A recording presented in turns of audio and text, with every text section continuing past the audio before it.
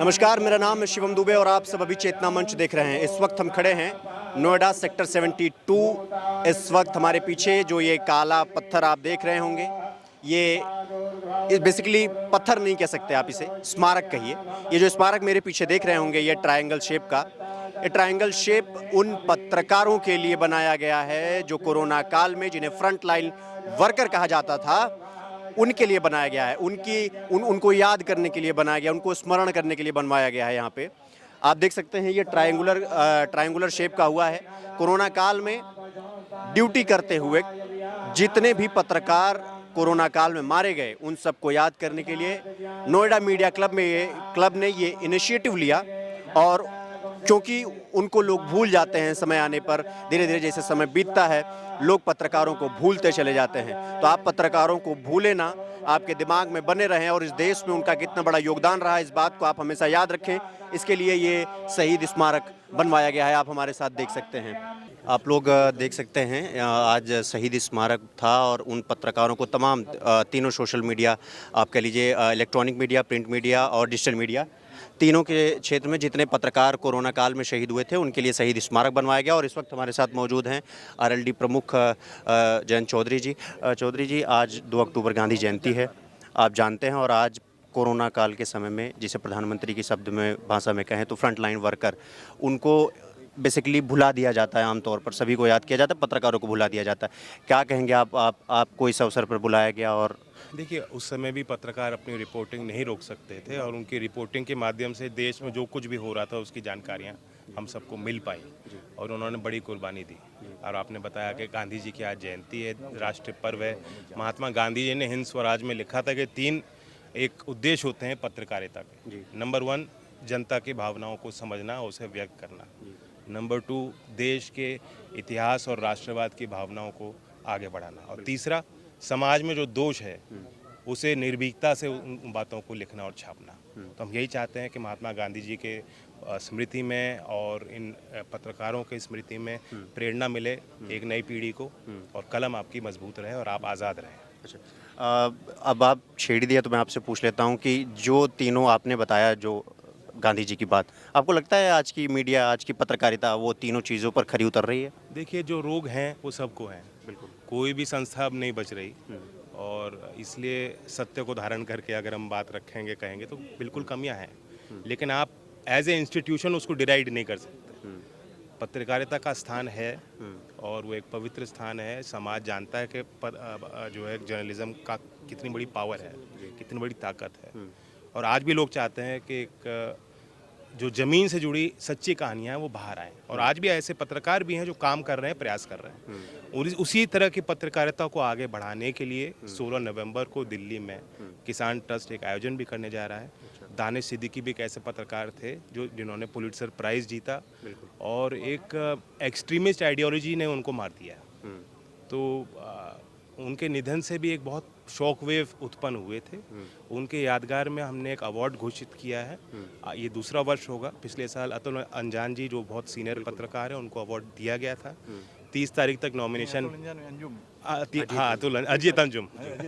अजीत अंजुम जी, माफ़ कीजिएगा। और अभी हमने नॉमिनेशन कर लिया है। जो हमने प्रक्रिया थी, हमने जनता से सुझाव मांगे, नाम मांगे, बहुत लोग नामित हुए हैं। और हमारे 3 सदस्यीय एक अवार्ड कमेटी है जो गठन करेगी। 16 नवंबर को उसकी घोषणा होगी।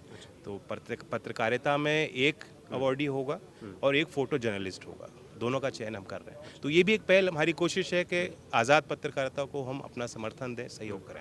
अच्छा, मेरा अंतिम प्रश्न आपसे यही होगा कि जब हम मेन स्ट्रीम मीडिया की बात करते हैं, जब हम ये देखते हैं कि जो मीडिया उन तमाम जनता पर अपना वर्चस्व रखती है और जो बताती है लोग बिलीव कर लेते हैं उन सब चीज़ों पे, आज के समय में जब फेक चीज़ें सोशल मीडिया, व्हाट्सएप यूनिवर्सिटी के ज़रिए चलने लगती हैं, तो कुछ ऐसे पत्रकार भी हैं जिन्हें अभी जल्द में ही बायकॉट किया गया, आप सब जानते हैं। आपको लगता है वो पत्रकारिता, जो आप अभी जो पैरामीटर बता रहे थे, वो जिंदा है एक्चुअली में ज़मीनी स्तर पर? क्योंकि आमतौर पर जो हम देखते हैं वो उन्हीं के थ्रू देखते हैं, बाकी तो फिर ऐसा लगता है सब। आपकी बात कहीं भी गलत नहीं, मैं उसे इनकार नहीं कर रहा। जब कॉर्पोरेट ओनरशिप आएगी और एडिटोरियल में उनकी दखलंदाजी शुरू हो जाएगी। चौधरी साहब भी ये कहते थे कि मैं बड़े उद्योगपतियों से चंदा इसलिए अपने दल के लिए नहीं लेता हूँ कि कल उनका हक बन जाएगा मुझ पे। मैं अगर गरीब की बात करूँगा, किसान की बात करूँगा, तो वो मुझ पे अपना हक जो है अदाई के लिए कुछ मुझे फोर्स कर सकते हैं, मजबूर कर सकते हैं। तो अब मजबूरियां पत्रकारों की भी है जो अपना वेतन ले रहे हैं, नौकरी कर रहे हैं और एक प्रोफेशन की तरफ उनका एक आकर्षण भी है। वो चाहते हैं कि हम अपनी बात लिखें। कभी कभी जो लिखते हैं और बोलना चाहते हैं उन पर रोक लगाई जाती है। ये चीज़ें जनता के सामने है और अब सोशल मीडिया भी आ गया है, एक नया मीडिया आ गया है, तो वहाँ लोग और आज़ाद हैं अपनी बात लिखने को, कहने को, समझने को। हमें ट्रस्ट करना चाहिए कि आखिरकार हमारी इंडियन पब्लिक वो प्रेशर बनाएगी कि इंडियन मीडिया भी अपने आप को देखे, टटोले और सुधार लाए। आपको लगता है मीडिया को सुधार करने की ज़रूरत है अभी? सबको सुधार करने की जरूरत है। मीडिया तो पहला आईना है ना समाज का। बिल्कुल। तो जो समाज में दोष हैं वही दोष मीडिया में है। सुधार होगा। Thank you. चलिए ठीक है। तुषार, आप आइएगा, हम थोड़ा स्मृति भवन की तरफ जो देख सकते हैं आप बना हुआ है। ये लगभग 6 से 6.5 फुट का ये शहीद स्मारक है, आप सब देख सकते हैं। और मैं आपको बताना चाहूँगा, ये आप सोच रहे होंगे कि ये त्रिकोणा क्यों है, ये ट्रायंगल शेप का क्यों है ये, तो मैं आपको बताना चाहूँगा ये बेसिकली ये दर्शाया गया है, ये पत्रकारिता का तीनों जो माध्यम कहा जा सकता है एक तरीके से, वो पहला तो प्रिंट मीडिया, इलेक्ट्रॉनिक मीडिया और पीछे डिजिटल मीडिया, तीनों जो स्ट्रीम हैं पत्रकारों के, वो दर्शाया गया है इस ट्रायंगुलर शेप से। अब आप देख सकते हैं, आप इधर पूरे स्मारक पर जब आपकी नज़र जाएगी तो आप देखेंगे कि उत्तर प्रदेश है, और अगर मेरे इस तरफ आएंगे, अगर आप तुषार थोड़ा इधर आएंगे तो आप देखेंगे इस तरफ तमिलनाडु, पंजाब, राजस्थान, उत्तराखंड, मतलब देश के 25 राज्य और तमाम यूनियन टेरिटरीज़ के जितने भी पत्रकार आपने तीनों प्लेटफॉर्म पे देखा होगा, चाहे वो डिजिटल मीडिया हो, प्रिंट मीडिया हो, इलेक्ट्रॉनिक मीडिया हो, जितने भी पत्रकारों को आप जानते होंगे जो कोरोना काल में फ्रंट लाइन वर्कर के रूप में अपनी जान गंवाते हुए लेकिन देश की सच्चाई को निर्धड़क होकर एक तरीके से कह सकते हैं वो सामने लाए। उनके लिए नोएडा मीडिया क्लब ने ये इनिशिएटिव लिया और उनके लिए एक शहीद स्मारक बनवाया। आप देख सकते हैं उड़ीसा, मध्य प्रदेश, कर्नाटका, और आपको याद होगा अगर तो कोरोना के मध्य बीच में ही डिजिटल इलेक्ट्रॉनिक मीडिया के एक माने जाने जर्नलिस्ट थे, आप सब उनको चेहरे से भी पहचानते होंगे और नाम बोल दूंगा तो पहचान लेंगे। नाम था रोहित शर्दाना। वो बहुत ही बेबाक पत्रकार थे और उनकी पत्रकारिता के लिए उनका भी नाम यहाँ पर दर्ज किया गया है। मैं चाहूँगा कि तुषार तीनों तरफ घूमें और आप देख सकते हैं आरएलडी के नेता हमारे साथ जयंत चौधरी जी थे। हमने उनसे बात करने की कोशिश की, खास करके तब जब लोगों का ये कहना है कि मीडिया बिक चुका है, मेन स्ट्रीम मीडिया बिक चुकी है। खास करके उनको एक नाम दिया जाता है, संज्ञा दिया जाता है, वो है गोदी मीडिया। खास करके गोदी मीडिया कहा जाता है, लेकिन एक मीडिया ये भी है कि इनके लिए शहीद स्मारक भवन बनाया जाता है सेक्टर 72 की तरफ। सेक्टर 72 में आप सब देख सकते हैं दिल्ली के पत्रकार, गुजरात के पत्रकार, हरियाणा, जम्मू कश्मीर, मतलब देश के किसी भी राज्य से हों, वो यूनियन टेरिटरी से हों, कहीं से भी हों, लेकिन अगर वो फ्रंट लाइन वर्कर के रूप में पत्रकारिता की शक्ल में अगर वो देश में अपना योगदान दे रहे हैं तो देश ये योगदान भूलता नहीं है, उनको याद किया जाता है। अब ये जो शहीद स्मारक आप देख रहे हैं मेरे बगल में, ये बना हुआ है इसी तरीके से। मैं चलूँगा थोड़ा उधर पीछे की तरफ, चलिए तुषार। अब आप देखेंगे ये बना हुआ है, उन सभी पत्रकारों के नाम दर्ज कर दिए गए हैं। जब तक ये स्मारक रहेगा, जब तक रहेगा, तब तक इन पत्रकारों का नाम बना रहेगा। आप हमारे साथ बने रहिएगा, हम कुछ और सीनियर पत्रकारों से आपकी बातचीत करवाने की कोशिश करेंगे।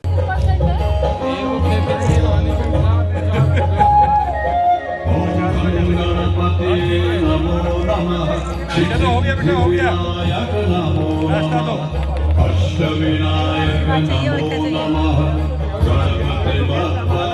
चलिए, स्मृति भवन में हमारे साथ हैं भारतीय किसान यूनियन के नेता राकेश टिकैत। आप सब जानते होंगे यहाँ पर ये आए थे और अभी ये हवन में भी बैठे थे। सर, आज 2 अक्टूबर गांधी जयंती है और इसी दिवस पर पत्रकारों के लिए फ्रंट लाइन वर्कर कहा जाता है इन्हें, कोरोना में ये शहीद हुए और इनके लिए आपको बुलाया गया, क्या कहना चाहेंगे आप? नहीं, हमको नहीं बुलाया गया, हम सब लोग यहाँ पे आए। अच्छा। भाई, पत्रकार किसी परिवार, गांव उसके नहीं होते, किसी शहर के। पत्रकार तो सबके होते हैं, डॉक्टर हुए, पत्रकार हुए, इनका तो सार्वजनिक जीवन होता है और सबके होते हैं। हमारे भी ये रहे हैं पत्रकार, बिल्कुल फ्रंट लाइन पे आगे जाकर काम करते हैं, समाज को मार्गदर्शित करते हैं, क्या घटना हो रही है उसके बारे में ये बताते हैं और हम इनको सब श्रद्धांजलि यहाँ पे देने आए। सभी लोग हैं, पुलिस प्रशासन के हैं, गणमान्य व्यक्ति यहाँ पे आए हैं, हम सब लोग हैं। तो इनके परिवारों को उसको ये है कि भाई हम सब साथ में हैं और बड़ी कुर्बानी इनकी रही कि कोरोना काल जैसे उसमें भी इन्होंने काम करते रहे। पत्रकार चाहे, ठीक है जी, आप जानते हैं, चाहे धूप हो, बारिश हो, कुछ भी हो, वो पत्रकार लगा रहता है। लेकिन इसी इन्हीं पत्रकारों पर कई सारे सवाल इन दिनों खड़े हो रहे हैं। आप जानते हैं उनको बाइकआउट किया जा रहा है, वो भी तो वही पत्रकार हैं। आपको लगता है तब की पत्रकारिता और अब की पत्रकारिता? मीडिया हाउस हैं वे, जी, पत्रकार कोई खराब नहीं होता। लेकिन बाइकआउट तो पत्रकारों को ही किया जा रहा है। और पत्रकार भाई जो फ्रंट पे जो लड़ेगा उसी का ही तो होगा। अब पीछे उनके पीछे कौन है तो उसका बाइकआउट है। जो मीडिया हाउस है जो गलत खबरें दिखाते हैं उनका है। तो आपको लगता है कि मीडिया जो अभी गांव देश दूर दराज में जो खबरें हैं उन्हें लेकर के मीडिया ही सामने आता है? नहीं आती। नहीं आता आपको लगता है? अभी आपको लगता है पत्रकारिता ईमानदारी से नहीं हो रही है? मीडिया हाउस ईमानदार नहीं है, पत्रकार तो ईमानदार है। मीडिया हाउस ईमानदार नहीं, ऐसा आपको क्यों लग रहा है तो सबको पता है। कल एक बहुत बड़ी रैली हुई दिल्ली में, वो दिखाई क्या? उसमें कई लाख आदमी थे जो पेंशन की अपनी डिमांड कर रहे थे, तो उसको दिखाया किसी चैनल ने? बताओ, अगर दिखाया हो तो ठीक है। अच्छा, वो आपके हिसाब से वो नहीं दिखाया गया सबको? नहीं दिखाया जा रहा है। देश में क्या घटनाक्रम हो रहा है वो नहीं दिखाया जा रहा है। मीडिया से नाराजगी है इसी चीज़ को लेकर? नहीं, मीडिया हाउस है। मीडिया हाउस से दिक्कत है। तो मीडिया हाउस पर कैसे ठीक होंगे? टाइम आएगा, अपने आप होते रहेंगे ठीक। अच्छा, टाइम आएगा तब सही। जनता अपने आप करती रहती है। और आज यहाँ पे इतने सारे नेता लोग आए हैं, जो भी लोग आए हैं आज, सबका धन्यवाद है भाई, आना चाहिए सबको, क्योंकि प्रेस किसी एक का नहीं होता, पत्रकार किसी एक के नहीं होते, वो सबके हैं, समाज के हैं, तो सब लोगों को आना चाहिए उनकी याद में। और जो बहुत सुंदर ये जो वन बना है, ये स्मृति है, इस पे हर पेड़ पे एक पत्रकार का नाम यहाँ पे आता रहना चाहिए, तो पेड़ उसके नाम से जाना जाएगा। जब उसके परिवार के लोग यहाँ पे आएंगे तो ये पेड़ किसके नाम से है उसकी यहाँ पर वो लग जाए, तो उसके परिवार के लोग आएंगे तो उनको अपना परिवार इसमें दिखेगा, अपना जो परिवार का सदस्य गया है तो ये दिखेगा कि उसका फिजिकल टच इन पेड़ से रहेगा हमेशा। एक पेड़ पे उसका एक का नाम लिख जाओ। जो महिलाएं पत्रकार है, फलदार वृक्ष पर नाम लिखा जाए। जो जेंट्स पत्रकार थे, छायादार वृक्ष पर नाम लिखा जाए, तो उनको परिवार को समर्पित कर दें। वे जब भी यहाँ पर आएंगे इस वंद में, तो जब उनको पेड़ दिखेगा तो उनको ये लगा कि हमारा परिवार का सदस्य वो यही है, उसमें उनको दर्शन होंगे। चलिए ठीक है। आप लोग देख सकते हैं, हमारे साथ थे भारतीय किसान यूनियन के नेता राकेश टिकैत जी। इनका ये कहना है कि कोरोना काल में जो पत्रकार शहीद हो गए थे उनके लिए स्मृति भवन यहाँ पे बनवाया गया है। और इनका ये कहना है कि यहाँ जितने पेड़ हैं, एक एक पत्रकारों के नाम उनमें दर्ज कर दिए जाने चाहिए। जो पेड़ फल देता हो उनमें महिला पत्रकारों के नाम, और जो पेड़ छांव देते हों उनमें पुरुष पत्रकारों का नाम। और ये बहुत ही एक तरीके से कह लीजिए बहुत अच्छी बात कही राकेश टिकैत जी ने। हम और भी कुछ नेता आए हुए हैं, हम उनसे भी बातचीत करने की कोशिश करेंगे। आप हमारे साथ बने रहिएगा। चलिए, तो आप देख सकते हैं ये शहीद स्मारक में अभी मेरे पीछे आप हवन देख सकते हैं। हवन पर तमाम लोग बैठ के उन पत्रकारों की आत्मा की शांति के लिए हवन किया जा रहा है, ताकि वो जहाँ भी हों भगवान उनको शांति दे, भगवान उनको मोक्ष की प्राप्ति करवाए। फिलहाल आप देख सकते हैं यहाँ पर शहीद स्मारक पर आरएलडी नेता जयंत चौधरी जी, भारतीय किसान यूनियन के किसान नेता राकेश टिकैत जी, और इसके बाद डीपी यादव जैसे तमाम बड़े नेता मौजूद रहे। और हम अब आपसे विदा लेंगे। आप सब चेतना मंच देखते रहिएगा। अपना बहुत ख्याल रखिए। धन्यवाद।